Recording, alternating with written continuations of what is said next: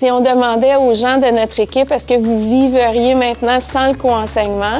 Tout le monde dit un gros non. C'est plus rapide d'obtenir de l'aide.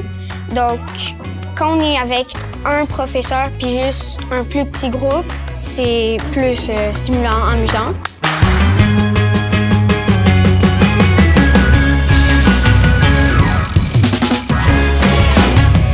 En fait, le co-enseignement, c'est vraiment un travail collaboratif entre les enseignants, mais aussi avec les orthopédagogues. Bien, moi, je suis vraiment une fille d'équipe. J'adore le travail d'équipe. Je trouve que quand on dit l'expression « ça prend un village pour élever un enfant », mais moi, je pense que ça prend une école pour faire avancer nos élèves. Les premiers à en parler, ce sont les enseignants.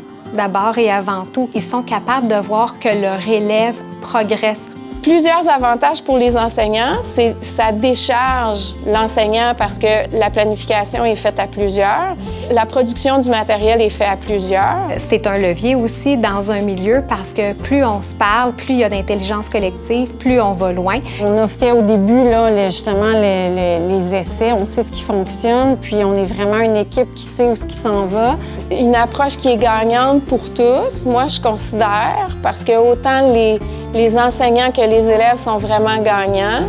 Puis moi, ce que j'aime là-dedans, c'est qu'on est un groupe avec environ le même niveau. C'est ça, c'est le fun. On travaille une même chose, mais avec un enseignant. Tu sais, des fois, quand il faut que tu attendes que tout le monde ait fini, ça peut être parfois long et ennuyant, mais quand tu es en co-enseignement avec des personnes de ta vitesse, ça peut aider à l'enseignement. Il y a une appropriation puis une connaissance accrue de l'enseignant des besoins puis du fonctionnement de son élève. Bien, ces interventions au quotidien deviennent encore plus ciblées, plus pertinentes, plus efficaces. On voit toute l'énergie et l'expertise des enseignants puis des équipes de cette façon-là. Donc, planifier, se rencontrer, réguler plusieurs fois par année, bien, ça nous permet d'avancer pour la réussite de tous. Puis ce qui est drôle, c'est que quand on se réunit avant chaque bloc d'intervention entre enseignants avec les orthopédagogues, bon, on reprend notre planif de l'année passée, puis des fois, on est comme, bon, on va dessus. Mais on finit tout le temps par bonifier, par améliorer, amener des nouvelles idées. Fait que finalement, ça devient comme une formation en cours d'emploi qui permet d'avoir une pratique uniformisée, puis un langage uniformisé aussi.